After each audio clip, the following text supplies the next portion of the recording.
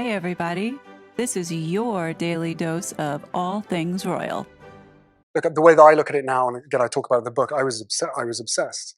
I was specifically looking for stories about my wife so that I could educate myself on the opinions that were happening and things that were being said so that I could try to fix it. Which at this point right now we see in a large way as a lot of what's happening in the tech space. So we've been on a journey to learn as much as we can since really January this year, and are happy and privileged to be able to do this with you, to bring to you some of the people that we've been learning from, and to share that with your viewers and your readers. Welcome back, my gorgeous, good-looking friends. Today's video is going to be focusing on Renee DiResta's censorship industrial complex setup. This is a long video, but it's definitely worth it. So get comfortable. Don't forget to hit the like button and go grab a snack. You don't want to miss this. We're going to be talking about this video that Michael Shellenberger released yesterday on his X account. Now, for those that don't know, Michael Shellenberger is a big advocate for free speech and is a journalist who testified in front of the Judiciary Committee exposing what Twitter had been doing. And hold up, let me pause for a second. Does anybody recognize the guy in the back row? He's wearing glasses and a purple tie. Yes, folks, that's Jason Goodman. I just noticed that. Now, for those that don't know who Jason Goodman is, well, he had an altercation with Christopher Bouzy and ended up filing a lawsuit. I don't know the status of that lawsuit. I think that was dismissed, but it's interesting to see him there because we know that he had been deplatformed several times, not only from YouTube, but also from Twitter as well.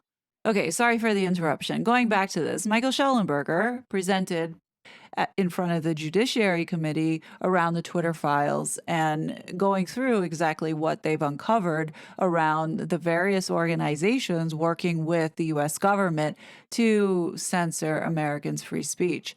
So I want you to see how aligned Prince Harry and Meghan were with this censorship industrial complex and the similarities, I want to say the behaviors that we saw kind of explains now what was really going on. This is Renee DiResta's Mona Lisa. This is her finest hour. This is the most powerful that she's ever been, and let's hope ever will be. This is a video that she gave. This is a video that Renee DiResta gives at the end of the 4th annual Cybersecurity Summit that's put on by the Cybersecurity and Infrastructure Security Agency, which is a part of the Department of Homeland Security. It was ostensibly around just physical infrastructure, including election infrastructure, and then as the head of the Department of Homeland Security under Obama was leaving in January 2017, they expanded its mission. They grew the mission so that it would then cover the media coverage of elections. And so suddenly its mandate significantly increased. And so that became the initial justification for basically this so-called war on disinformation by this government agency working with proxies to do its dirty censorship business. And so what this is about, this video is about creating a social norm that this is okay to do, that this is something that should be done, that a US government agency should be working with Stanford University, which is where Renee DiResta works, University of Washington, Graphica, which is a research organization, and the DFR lab, which is the Disinformation Forensics Lab at the Atlantic Council, which is a big, powerful think tank in both the United States and Europe. So, all right, let's take a look. Let's get into it. So you can see Renee DiResta, Technical Research Manager, Stanford Internet Observatory. This is for the CISA Cybersecurity Summit. Hi, my name is Renee DiResta, and I'm the Research Manager at Stanford Internet Observatory. Today, to kick off this session, I'm going to be talking about the power of partnerships. Now I want to stop with that. So this is about the power of partnerships. What she's referring to is the censorship industrial complex. That's what partnerships are. The partnership in this case is between the Department of Homeland Security organization, CISA, the Cybersecurity Infrastructure Security Agency, and particularly these 4 groups: Stanford, University of Washington, Atlantic Council's Disinformation Forensics Lab, and Graphica, which is a research organization, supposedly a research organization. Those 4 groups are basically being subcontracted out by the US Department of Homeland Security to demand more censorship by social media platforms. That's what she's describing here, and I view this video as a way to sort of normalize this process of government censorship of social media platforms. There's an argument that's occurring right now where people say this is totally fine. Governments have a right to tell the platforms that they have an opinion about what they should have on the platforms.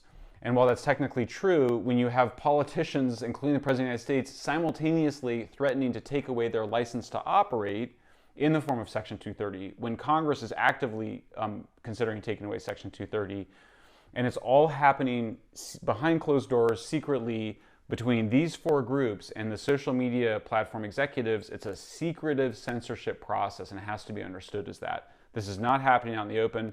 I think the videos, which of course nobody sees, nobody knows of, they don't publicize, they get created to sort of say, hey, yeah, we were transparent about it, even though everything that they're describing in here that they were doing to pressure the social media platforms to censor more was done secretly behind the scenes without any public transparency or visibility into what they were doing.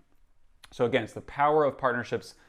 Think of that as the power of the government to violate the First Amendment and censor private corporations without anybody knowing, by using proxies, including organizations that are funded by the Department of Homeland Security, National Science Foundation, the Defense Department, and/or other agencies. So our team at SIO and CIS's team have done some pioneering work in partnership thinking about how to respond to mis and disinformation in areas in which it can have significant harm. And just keep in mind, SIO is Stanford Internet Observatory. That's where their organization is based. I think it's also important to point out at this point that Renee DiResta finally was forced to admit that she had been a CIA fellow, and that was something that she had not publicly disclosed in any event, and it came out, it was discovered by Mike Benz going through many, many YouTubes where it sort of slipped out in some introduction that he made of her at Stanford a few years ago, but she was finally forced to admit that she has had this CIA tie for almost 2 decades.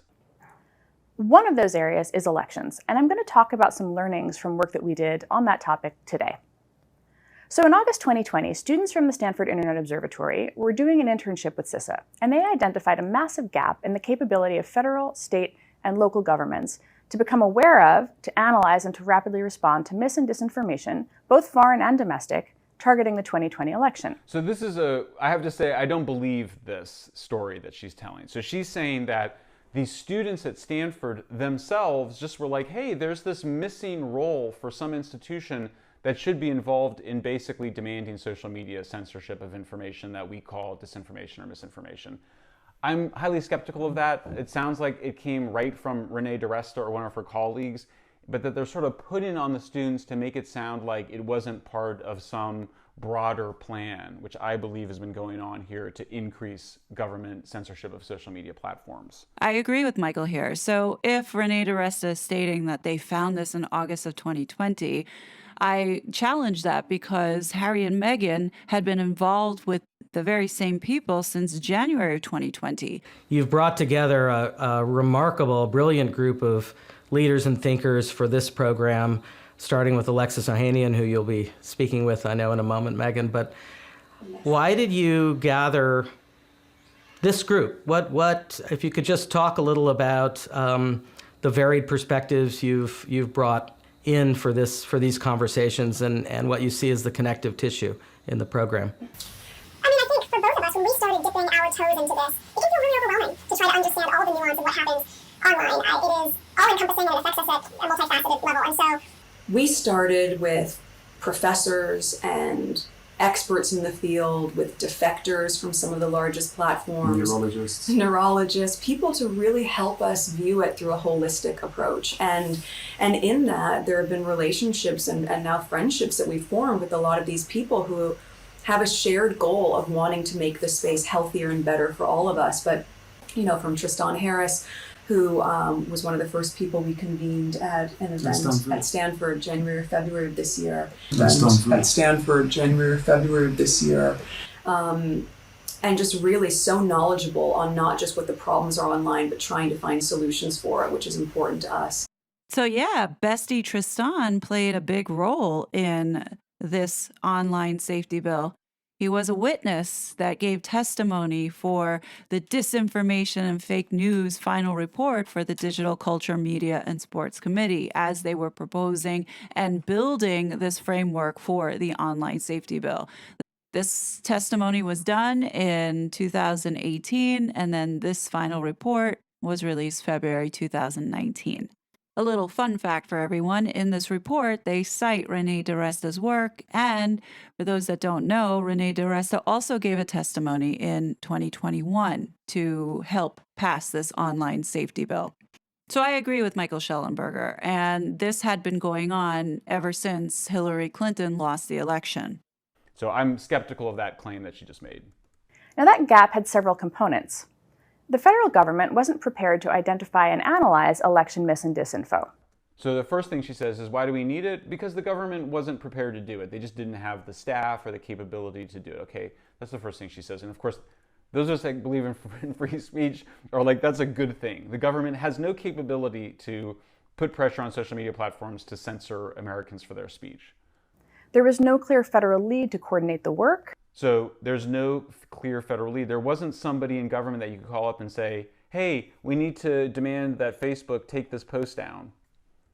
Because the IC, of course, is rightly limited to a foreign focus, and the FBI also has very specific designations and limitations. So she just used a bit of jargon there. So, IC, of course, is the intelligence community.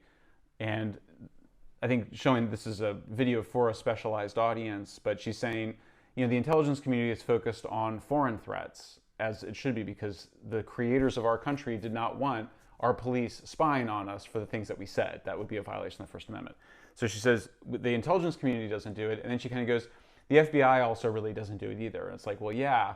However, of course, as we've also discovered in the Twitter files, there was this thing called the Foreign Influence Task Force that the FBI was part of that was involved in surveilling and monitoring and demanding the censorship of disfavored speech. CISA had created support but had no real capability. There were unclear legal authorities, including very real First Amendment questions. Oh, so there it is. There it is. There's sort of the key to the whole thing. Of course, there were some free speech questions, like how would you actually get away with having the government empower private organizations like Stanford to demand censorship by social media companies. So yeah, there were some real concerns there. She wants to seem like she's taking these First Amendment concerns seriously by just mentioning it. But as you realize when you watch this, she suggests nothing to protect against violations of the First Amendment. The whole enterprise is a violation of the First Amendment. And so just sort of talking about it is supposed to kind of reassure you. You have to think that some of the audience for this are the elected officials, other people in government, the people at the Department of Homeland Security who might be like, hey, isn't this going to violate the First Amendment? And her being like, well, of course we're taking that totally seriously as we develop our partnerships, even though the partnership itself is the violation of the First Amendment. You notice Harry and Meghan use that same language, that they've partnered with Five Rights, or they've partnered with the Stop Hate for Profit campaign. I mean, they carefully choose how they use their words because they know what they're doing is a violation of First Amendment rights. They know this. There was no expertise resident within the federal government to analyze public content across platforms to identify trends and risks. There's a lack of reporting mechanisms for state and local partners to surface activity that they saw building in their communities to help them understand it. In other words, there was nobody in government at the federal or the local level who was already spying on Americans for what they were saying on social media platforms. That's what she's saying. There wasn't somebody that was out there spying on all the social media platforms at the same time to see what they were saying. There was no government surveillance of speech in the United States. And we realized that was a real gap. Like, that's what she's saying here. I mean, I just think it's kind of shocking when you really appreciate, and she's doing it in this particular thing that you get out of a lot when people are often delivering super controversial hot things in politics, whatever, just kind of making it sound super normal. And some students just identified a gap in that there's no surveillance of Americans for what they're saying and no concerted effort to censor them. And we realized that that was a gap. It's like a gap that's like the benefit of living in a free country, a free society. Well, so then how do we end up, and this is what we're all trying to find, is how do we help with the solution? Because how do you monitor, how do you police that? Is it enough, and I think I know your answer to this, for these platforms to be self-policing? Or if not, what is the solution? Where does the accountability fall? And how do we start to see that needle move in the direction of good and positive as opposed to where it seems to be now? We know that public policy and regulation is absolutely crucial to these conversations about how business is conducted in the United States and abroad. I'm surprised this woman, Safiya Noble, has also not been listed in the lawsuit, because not only did she participate in creating that report for the Aspen Institute along with Harry, but she also was listed in the email threads when they were going through this election integrity program and monitoring people online and censoring and suppressing conservative speech.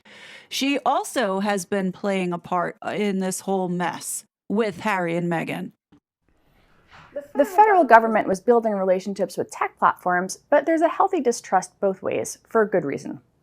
So a trusted, nonpartisan partnership with expertise in the way that misinformation moved on public platforms, with analysts capable of understanding public conversations, and a broad ability to explore publicly available data was needed. She just described the censorship industrial complex. That is the censorship industrial complex. She's saying we need organizations that are supposedly nonpartisan, objective, full of experts who can evaluate what people are saying on different social media platforms, involve the government, and then demand censorship. That's what she's saying here. One of their responses to our reporting on them is to say that, hey, we weren't doing any censorship. We were just doing research. But the research was all in service of demanding the censorship by the social media platforms of these disfavored voices and disfavored posts relating to disfavored narratives, like namely vaccine hesitancy or election skepticism. Now, as they proved this model out, they expanded it to broader topics, such as what we saw with racism and Meghan's pregnancy rumors. I mean, I guarantee that those that talked out about Meghan were on some list somewhere and had been blacklisted, into which we saw people being canceled left and right during a certain period of time, the same period of time when all of this was going on. Harry had direct contact with people to get the job done in getting people deplatformed. So in response, SIO began to envision infrastructure capable of real-time observation and reporting on election-related misinformation. SIO is the Stanford Internet Observatory. So what she's saying is, so SIO started to envision this way to report in real time on what people are saying in social media platforms so that we can censor them. That's what she's saying right here, right now. And she's doing it in a way that I think is very sophisticated. It's designed to make you comfortable with this kind of surveillance of political speech in the United States, targeted at disenfranchising voters and eroding public confidence in the legitimacy of our elections. So she wants to choose two things that she thinks they can actually legally justify. Now remember, it's important to remember the Supreme Court really protects a broad amount of free speech. Really everything except for lying to commit fraud and immediate incitement of violence. Like, for example, some of the violence that we saw against Riley Gaines in San Francisco, where people are saying, hurt that person, beat up that person, and the person is right there.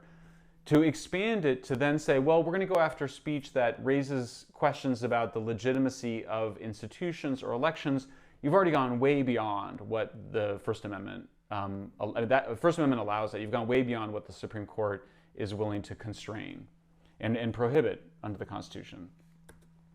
We facilitated the formation of a highly impactful coalition, so here you can see uniting the combined skills of 4 leading research institutions, underpinned by the enthusiastic support of trained students researchers. And this became the Election Integrity Partnership, which interfaced with election officials, civil society orgs, platforms, and the public to share data-driven analysis and real-time observations around voting-related misinformation circulating during the 2020 election. We had a narrowly tailored scope. Here she says very clear, she says this is a very narrow scope. She wants to emphasize that. We're only going to censor, legitimate free speech very narrowly. Focused on false and misleading narratives specific to voting. And the project was built with the intent to plug the gaps for the 2020 election, but it became something else as well. A first prototype of a nonpartisan model for collaborative, multi-stakeholder analysis of mis and disinformation. In other words, it became the first attempt, the first big project of the censorship industrial complex. And so they wanted to choose something that they felt was the least controversial, which would be censoring information, censoring false information about where people could go to be elected. I mean, or to vote, I should say. And censoring information, as we saw, about absentee ballots. And you sort of go, well, that seems okay. I mean, you don't want to have lies on these social media platforms about when the voting day is. But then it suddenly became, well, it's not safe to do vote by mail. Well, if you say it's not safe or it's not reliable, isn't that getting into the realm of opinion? Maybe that's your opinion, that there's some risk that if the mailman takes your vote rather than you drop it off at the voting place, that it is less safe.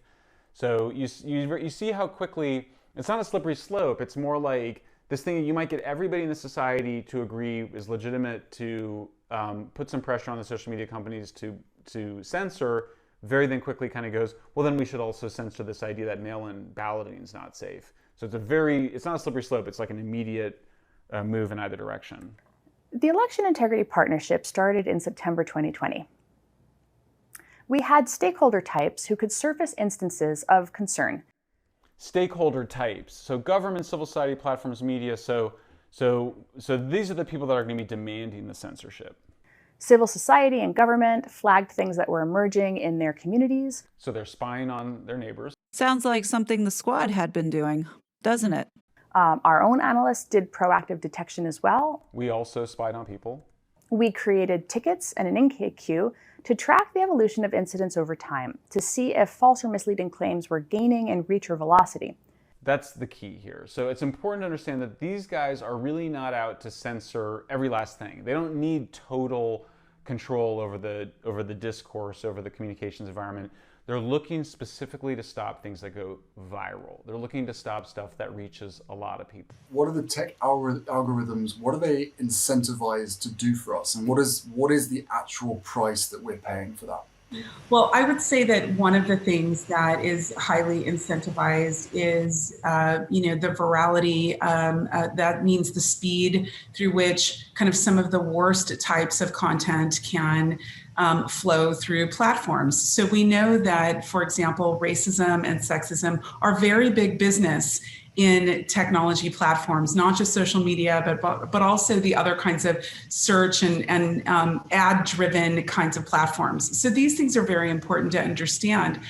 Those things don't necessarily start in Silicon Valley, but I think there's really little regard for when companies are looking at maximizing the bottom line through engagement at all costs, it actually has a disproportionate kind of harm and cost to, again, vulnerable people. And these are things we've been studying for, more than 20 years. And I think they're really important to bring out this kind of profit imperative that really thrives off of harm. Yeah, and just to add to that, I mean, we often ask, how much have you paid for your Facebook account, recently? Near zero, but they're worth more than $725 billion. So how are they worth so much? Well, they monetize something, and it's not just our data. They need our attention. And obviously, because there's only so much attention, just like with the planet, there's only so many resources, and you have an infinite growth economy on a finite amount of the planet's surface area. We have a infinite growth attention economy of profit on a finite amount of human attention at the base. And as Sophia said, the way to get each of us to come back all the time to maximize that time spent in engagement is by promising us that thing that you post could go viral to millions of people. And they're competing to seduce us with that promise of virality. So that's her emphasis. That's what Renee is constantly emphasizing here. And in fact, it's such a main focus that the next version of this partnership is called the Virality Project, and it's specifically focused on stopping viral narratives that result in vaccine hesitancy. There were multiple tiers of analysis, ensuring that any particular incident or piece of content had several pairs of eyes on it. And as analysis went on, we closed the loop with the reporting stakeholder to help ensure that they understood the dynamics of whatever had inspired their concern. Now, sometimes these false and misleading narratives went nowhere. People are wrong on the internet regularly, and it's not a cause for concern. We don't worry about it when it doesn't go viral. But other times, however, things that are false or misleading do begin to go wildly viral, and local election officials and platform integrity teams alike needed a way to distinguish between the two to help them determine their response. Some of you may recall the dynamics of what came to be known as Sharpiegate, in which voters in Maricopa County, Arizona became deeply concerned about the pens that they were given to mark their ballots. This situation progressed from what we call sense-making, just communities of people trying to figure out what happened, to deep concern, to a conspiracy theory that supporters of President Trump specifically were being targeted. And these concerns later evolved into in-person protest. This became something of a pattern in our analysis observations. A first-person photo or video documented a purported incident, social media discussion elevated it to a narrative, and then at times that progressed into a conspiracy theory.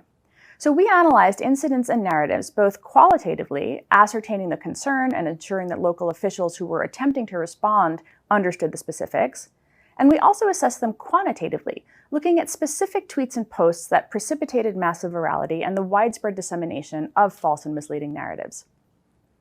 We looked at network dynamics across the full political spectrum, at clusters of accounts that amplified messages, again because of genuine concern, but then also at what we called repeat spreaders, which were linchpin accounts that regularly featured prominently in spreading demonstrably false or misleading claims. They literally call these folks super spreaders. It's amazing how much of and what a funny coincidence is all being around later about the pandemic. But yeah, so these are the super spreaders of misinformation, which of course they now label people like me and other political opponents, just people that you disagree with, they suddenly become super spreaders of misinformation.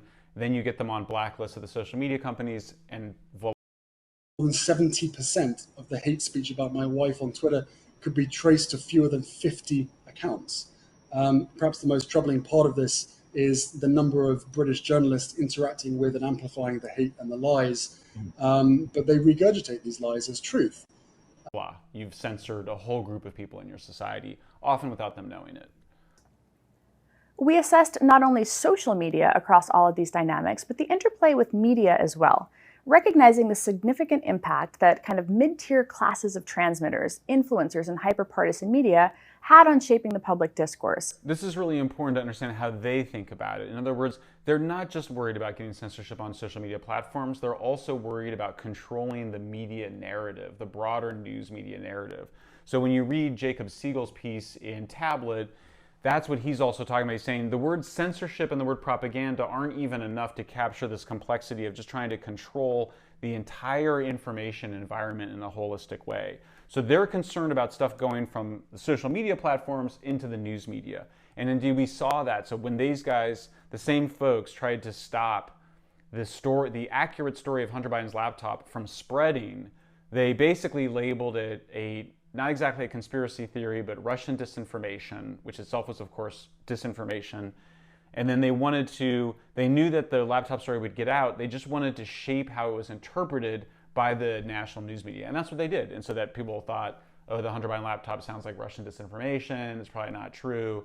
Of course, it was true. It wasn't Russian disinformation, but they were able to use basically what happened online as a reason to basically misdescribe a factual story as a potentially inaccurate. I really do think that all that effort that Meghan and Harry exerted in following suit by getting people deplatformed is to cover up the fact about these pregnancies and the legitimacy of these kids being in the line of succession. If you notice, the people that have been deplatformed are the ones who talked about Meghan using a surrogate. And, we can look at all the accounts that got taken down. Majority of them who spoke about Meghan and voiced their opinion about the pregnancies immediately got deplatformed. Look at what happened to Yankee Wally, Meghan's mole, and so many others. We saw top-down dynamics that came from media reporting a story and the public discussing it, but also increasingly things that came from the bottom up, like Sharpiegate, in which concerned members of the public would precipitate the narrative, and it would ultimately be covered by these other types of participants, leading to mass public awareness. You have to wonder, this was made in 2021, you have to wonder if they could have gotten, if like a national US government organization could have gotten away with putting the name of the president as a spreader of misinformation in one of its graphics a year earlier. I suspect not. Often before the claim had had time to be fact-checked or assessed in any way. It's also worth pointing out that Renee herself, she worked for the Democrats. She worked for the Democrats for the Senate Intelligence Committee. She gave the lead testimony. There's a very famous picture of her with Hillary Clinton. She's somebody that's been a Democratic Party activist since she lived in the Bay Area. and really remains that today at Stanford. And while, unfortunately, the vast majority of voting-related misinformation in the 2020 election was domestic, our team evaluated foreign activity as well, finding participation from Russia, Iran, and China in some unique and distinct ways. Of course, what's going on here is you see both with Peace Data, Proud Boys, these are both ostensibly real organizations. We now know that Proud Boys had a huge number of FBI infiltrators in it. Okay, so for those that don't know, this information actually came out in the congressional hearing, of which it was identified that there were FBI informants that were undercover as part of the January 6th whole calamity. We also know that we think that Peace Data also had a number of real people following it and involved with it. So if they had people involved and knew about it and involved with it, as he's saying, then it's not too far of a stretch to say that when Harry said that he knew about January 6th, I mean, he was hanging out with all the same people that were creating this chaos. All of this in order to spin a false narrative and manipulate the public. And this is what makes this so infuriating, is when you hear Prince Harry and Meghan talk about the media and how the echo chamber, amplifies false narratives. Well, they have been doing this the whole entire time. And I can't understand how they keep a straight face and tell the public things that they have been projecting and doing themselves. But then again, if the FBI is participating in creating certain narratives, but then again, if the government is participating in creating these false narratives, like the Russian disinformation that Hillary Clinton's campaign had crafted, then I can understand why they see nothing wrong with going ahead and projecting what they're doing, but telling people that this is what needs to stop when they themselves are guilty of doing it. So you're starting to get to a space of potentially being able to discredit and censor people that were actually involved in real politics by sort of smearing them as foreign disinformation. One of the key determinants in what goes viral across any topic is the policies that social media companies set. And so we additionally prioritized not only understanding and evaluating, but also constructively critiquing platform policies. So now they're saying we're going to try to get in there and change the social media platforms' policies. So now you have the U.S. government, working with and funding unaccountable private sector organizations to basically create new forms of censorship directly through the policies of these social media. I wonder if removing the dislike button from YouTube was a result of these folks in the background working their power in trying to not get Meghan's feelings hurt. Companies. At the start of EIP, not all platforms that we analyzed had election-related policies. As we published our analyses publicly, most of those that did not added such policies. In other words, we got them to change their policies. That's kind of amazing. I mean, the ambition here and the success of it is pretty impressive when you consider it. They actually did these things. They actually did this. They actually engaged in the censorship and got policies changed at the platforms. Those that already had them often made them more comprehensive. We saw a real evolution over time. Several platforms, for example, implemented a repeat spreader strike system after the election and then have since applied it to other areas of misinformation that causes significant harm. So in other words, they put people on blacklists, and then they kept adding, flags or new blacklists that they were on for other issues. So there's secret blacklists that these U.S. government partnered organizations created. The Election Integrity Partnership ended data collection on November 19th, 2020. And during that time, the partnership processed 639 tickets on election-related mis and disinformation. Now, what are those tickets? These tickets are, I think most people hear them, they go, oh, that's like a single post. It's not. It can contain thousands of tweets and Facebook posts in a single ticket. The ticket is like, can involve thousands of people. These are huge amounts. These tickets, themselves are often connected to broader narratives that they're looking to censor. Now, I'm willing to bet that Harry created a ticket or had a ticket created with a list of all the accounts that were talking about Meghan and her stupid moon bump. I mean, many of us can recall there were quite a few lists that were compiled by the Sussex Squad and Christopher Boozy. And we all know that Christopher Boozy was emailing Twitter directly. So who knows if it was one of these folks behind the scenes saying, okay, you know what, we'll open a ticket and we'll pull these accounts down. Or at least that's what, they were trying to do. Of which 72% were related to delegitimizing the election results. Tech platform partners Twitter, Google, Facebook, and TikTok responded directly to 75% or more of the tickets in which they were tagged. So they got the social media companies to basically act on 75% of the tickets, which is pretty amazing. It's a very high level of responsiveness. A testament to both the high quality of reporting and the value of constructive relationships with the platforms. I mean, that's the creepy part of it. They kind of go, oh, it's a testament to the fact that we kind of got all cozy with them. I mean, you have to remember, that ordinary people, including myself, when I was censored by Facebook, we had no way of appealing. I even knew people at the company and tried to reach out to them. That's the main way that people try to deal with this.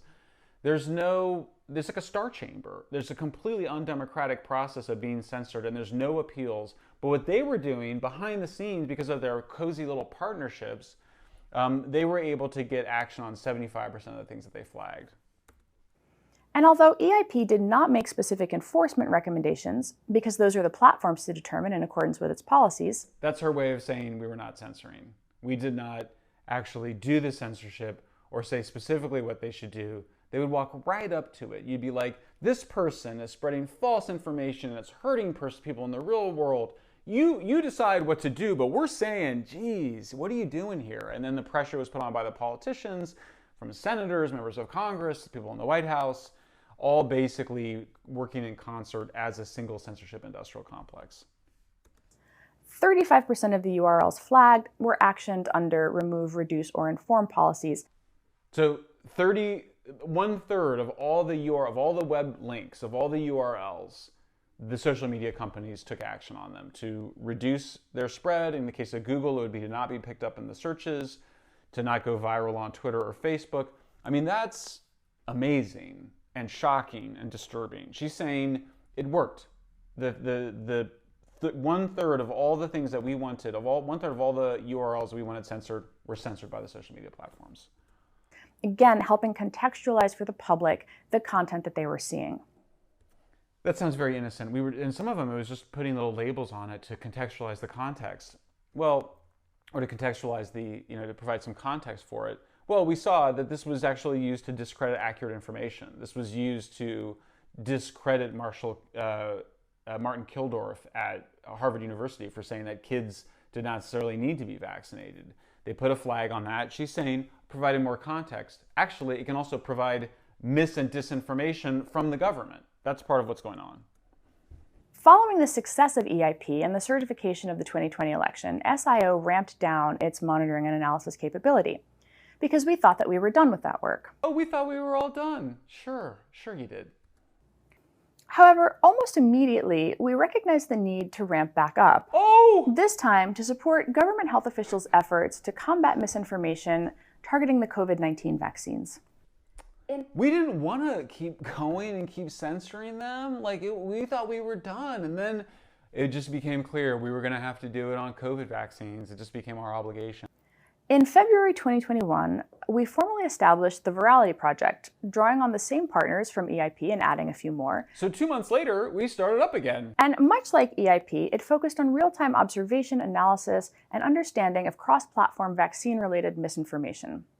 Over spring and summer 2021, VP partnered with federal, state, and local stakeholders, as well as civil society organizations and coalitions of medical professionals to support their efforts to understand and counter vaccine hesitancy.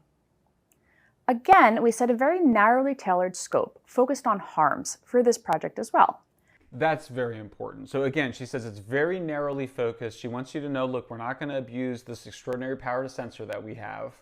We're going to just censor very narrowly. And then she also says to prevent harm. This is very important because, of course, That is the predicate for censorship that the Supreme Court has allowed some room for, both in the case of fraud and in the case of incitement to violence. You can't engage in speech that is very closely tied to some harm. You can lie to your lover, you can lie if you're a politician, you can lie about what you think you're going to do, but you can't lie in a way that cheats somebody out of their money. Similarly, you can say all sorts of terrible racist, prejudiced things, but you can't do it in a way that would then actually cause a mob to kill somebody or hurt somebody. The courts have been pretty clear about that. So she's already saying we got to focus on harm. I think the other issue about the harm thing is that we know that that's the #1 value for progressives. And this audience is mostly for Democrats.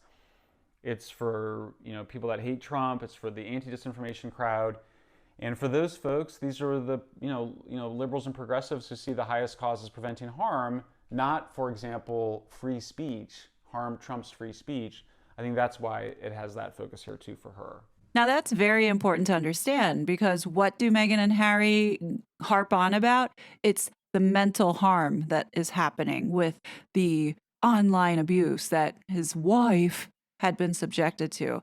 So they are also using this playbook around skirting, the rules for freedom of speech by indicating that this speech is causing harm. These people are so manipulative. We see Meghan and Harry use this angle, but now they're adding into trying to keep kids safe. We don't want them to be harmed online from all the toxicity. And what's so dangerous is that Meghan and Harry are manipulative, but also malicious. So while on the surface, they're like, yeah, we want people to be safe, but we know ultimately behind it, this is a power grab. This is about control. We looked at 4 core categories of claims related to vaccines that actually dated back to the era of concerns about smallpox inoculation: safety, efficacy and necessity, distribution, and then the evolution of some of these things into conspiracy theories. We began to observe that same progression: incidents, narratives, conspiracy theories, and a real attempt by the public to make sense of what they were seeing. I think another trend we've seen is the abuse of this conspiracy theory stuff. They were censoring people complaining about real vaccine side effects to then go and suggest that all those people, and she's not necessarily, she's just consistently emphasizing the conspiracy theory part of it. You start to conflate people raising genuine concerns about vaccine side effects with the microchips being implanted in your arms type people, or that it was all planned or whatever. So I do think that the conspiracy theory is one way that we've seen them really abuse their powers by overly labeling people that are raising genuine issues as conspiracies. Very similar to the way in which legitimate questions about COVID origins start to be conflated with China creating a bioweapon on purpose. Exactly. Once again, our focus was on enabling situational awareness for a new set of outside partners, particularly civil society and health organizations that had very few other options for understanding the social media conversation. That means we're trying to expand the surveillance technologies of America's free speech online, expand those surveillance technologies to other government agencies. That's a very important trend we've seen here. They don't want to just keep it all for themselves. They want a whole bunch of government agencies spying. So there's a lot of spying going on. One was the team behind the hashtag #ThisIsOurShot, a collection of doctors and healthcare workers who really wanted to reach the public as trusted figures to show themselves receiving their vaccines. They wanted to know what narratives they, as doctors, could help counter, what misinformation they could help correct. But to do that, they needed to understand what was really trending or surfacing versus something that one of them might happen to see on social media. So once again, we worked with government stakeholders, not only in facilitating that situational awareness and that understanding of dynamics, but also in thinking about what role government should play here. How could we constructively define misinformation, particularly in an environment like COVID with rapidly evolving scientific consensus? What role government should play here? So you've already assumed that government should play a role. Why do you assume that government should play a role at all? I mean, maybe it should. You just have a First Amendment you need to worry about. She hasn't established at all that the government would be best to do this. Why not just allow a free, open discussion in the society like we have for 250 years? Why does the government have to be involved in surveilling people's speech online? And why would the government be involved in demanding that social media companies censor it? That's not a particularly American attitude She hasn't really made the case for it at all. She's just assuming that it needs to be done. How could we prioritize the preservation of freedom of expression while minimizing the most harmful rumors and conspiracy theories, which were impacting not only individuals, but public health and communities as well? There it is again, harm. The problem that confronts us in terms of harmful mis and disinformation is structural. The information infrastructure has changed, and we as a society are adapting. We are never going to live in a world free of mis and disinformation. Such a world has never existed.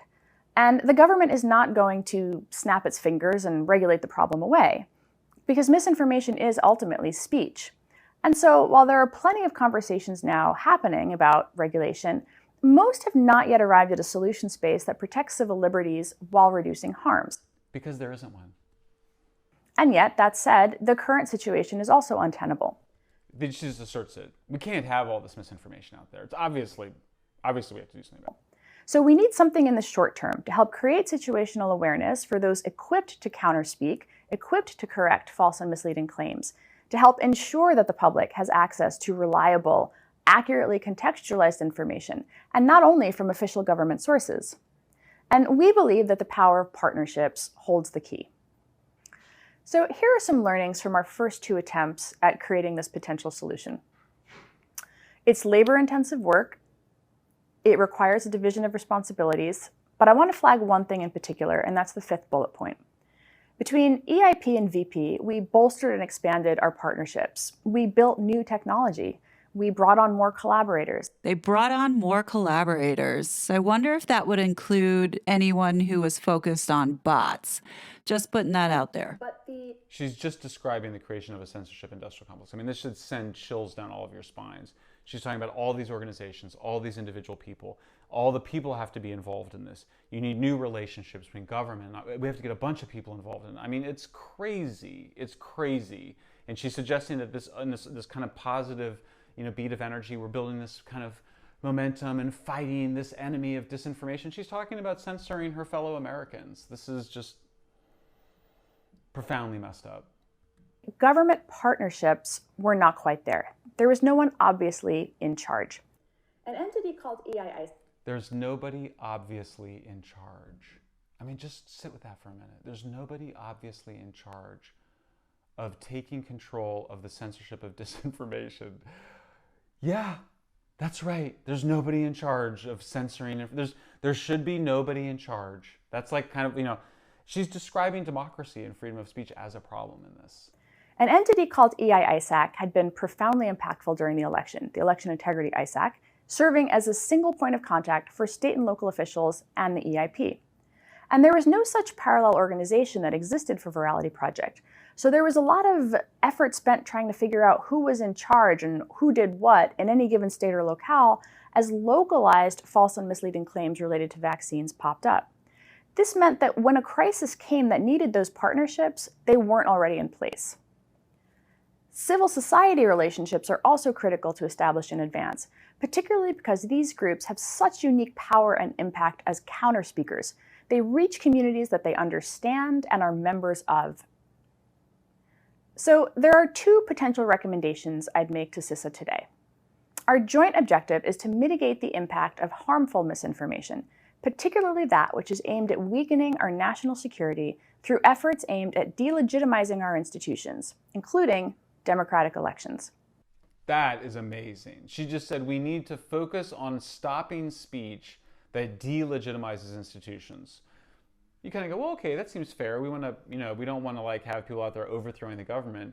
But I mean, you define it like that. That's like basically censoring anybody who says we should, we need a different president. We should abolish the Department of Energy. The Pentagon are warmongers. The Pentagon are warmongers. Abolish the police. All of those things can be perceived as pretty easily and defined pretty easily as delegitimizing of institutions. So she wants to censor that. That's where the focus needs to be. The other creepy thing of what she just said is that it has to be national security. Our focus should be on national security. Okay, so we're going to censor for national security, pandemic-related vaccine hesitancy, and delegitimizing institutions. At that point, it's like, what's left? Like, what haven't you created a predicate to censor for at that point? This is what the globalists want. all the conversations that are happening at the World Economic Forum, as well as the Great Reset that's being, forced upon us, as well as this one world government under the UN and the WHO taking control, which is something that I will cover in my next video. But I think it's important to understand how all of this is being fueled and driven. This is not just only the United States. As you can see, these very same people have influence in the other bills that are being passed. Renee DiResta is in all these different legislations giving her advice and her wisdom. Why? This type of partnership is not a fact-checking endeavor to debunk misinformation more generally. Our work must always remain focused narrowly on matters of national security that explicitly undercut American institutions. Well, that might include NATO. That might include the Pentagon. For instance, for EIP, we focused on content intended to suppress voting, reduce participation, confuse voters as to the election process, or delegitimize election results without evidence. Like in every case, you can think of an example of legitimate free speech. Like I might say, like she says, suppress voting. Well, maybe I say, hey, there's no point in voting. The system is rigged. You don't have a good candidate. Don't vote. Why can't I say that? Party. That could be a disruptive Vote. elections. Yeah, vote third party. Don't vote for a Democrat or Republican. Do a write-in candidate. Well, you've disrupted you've just delegitimized institutions. You wrote in Ronald McDonald. How dare you say that you should write in Ronald McDonald? I mean, this is insane. And that targeted narrow scoping is critical to the success of a partnership. So that's Orwellian. She just find this huge area that they can censor on: elections, pandemic, vaccines, delegitimize institutions. And then she goes, that narrow targeting, that's not narrow. That's everything. Creation of a center of excellence within the federal government, for example, could tie in a federal lead. There it is. That's Renee DiResta surfacing, as far as I know, the first time publicly, the creation of a disinformation governance board, which the Department of Homeland Security, which this agency is a part of, ended up introducing in the spring of 2022. And everybody immediately saw it as a terrifying, un-American, fascist, censorship fucking bullshit, and they pushed back against it and they destroyed it. And where does it come from? It comes from Renee DiResta in this little talk. With platforms, academics, and nonprofits to stay ahead of these emerging narratives and trends. To stay ahead of them. Now here we are in pre-crime. This is the pre-bunking. So we can anticipate that there could be speech that we disagree with. And so we're going to work together to prevent that speech from occurring. I mean, you can see when you go down this path of we actually have to censor speech we disagree with, as opposed to just talking back to it, as opposed to whatever, having public debates. Instead, they're trying to create a censorship industrial complex to surveil all of your fellow Americans, identify a huge amount of topics, and then demanding that the social media platforms censor them, and creating tools, including artificial intelligence, to help with that censorship. It's in this sort of calming, turquoise blue, relaxing little video, you can see the entire sinister proposal to undermine our free speech, to undermine the First Amendment, and somebody who appears to be a marginal player in the censorship industrial complex displaying her intellectual leadership and her institutional leadership in really envisioning this complex come into being. When these technologies take over not just how we think, but our politics, our public square, our children's development, how kids are being educated, who's getting elected, these things have systemic consequences across all balance sheets in society. And so we need a really good accounting of where all that goes wrong. And so I think one thing we need is more transparency. I mean, the basic table stakes of regulation is we have to know how big are the problems of each of these different areas. And the public, almost like instead of having a board of directors, there should be a board of the people where the public get to say, these are the harms that we care about. And we should be reported to on a quarterly basis about whether those harms are being removed. Because right now they're not. It's too little too late. I mean, people from the community that Sophia and I come from are waving our hand and saying there's a huge problem over here. And only after a huge amount of public support is built do we create a whack-a-mole stick and we'll whack that one mole? But for each one of those moles, you get thousands more. See, here's the thing. Thankfully, Harry and Meghan attached themselves to this so-called movement, because had they not attached themselves, we wouldn't know that this shit was going on. But now we do, and there's clear evidence that this behavior of deplatforming and censoring people was going on, and that Meghan and Harry had access to the people that were doing it to unfavored speech that they thought was detrimental to our democracy, election, as well as forcing these jabs onto the public. Yeah, I truly believe there's a lot more that we don't know, and Meghan and Harry are afraid of that coming out. And Samantha's case is going to be the catalyst to that. I'm definitely saying a little prayer because our freedom depends on it. So, we'll see. We know that public policy and regulation is absolutely crucial to these conversations about how business is conducted in the United States and abroad. I can see how it can be done. And there's very few people within the world right now who have the evidence and the information that I have to be able to change that. So what Harry says here now all makes sense. I can understand how he can see how this can be done. If he had access to the very same people who had so much control in suppressing speech and suppressing the media, then he's right. Yeah, he did have access to it. And I feel that he was so arrogant to give himself away here on this, because I do believe that this is going to come back to bite him. But Megsy, you ain't looking too well. Could this be what's keeping you up at night? Anyhow, folks, that's all I got for you. Definitely let me know your thoughts. Leave them below. As always, I will be back with more content. But until then, please be safe, and I'll talk to you later. Bye. It was such a fraud.